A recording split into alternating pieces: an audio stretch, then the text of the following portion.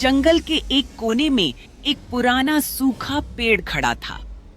जानवरों का कहना था कि वह रात को सरगोशियान करता है। एक रात गिलहरी चिन्नी सूखे मेवे खोजते हुए उसी पेड़ के नीचे आ पहुंची।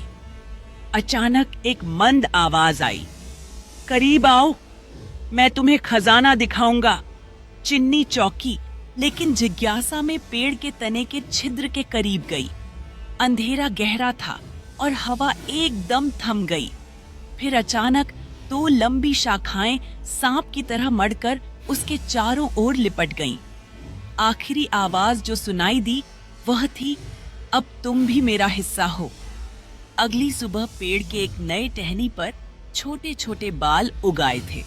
सुबह का उजाला जंगल की छतरी के माध्यम से छनकर आ रहा था, जिससे जमीन पर नरम साए पड़ रहे थे, जहां नए टहनी से छोटे छोटे बाल उगाए थे। जानवरों का एक समूह पेड़ के चारों ओर इकट्ठा हुआ। उनके चेहरे चकित और चिंतित थे, जैसे वे पेड़ में हो रहे अजीब परिवर्तनों के बारे में फुसफुसा रहे हों।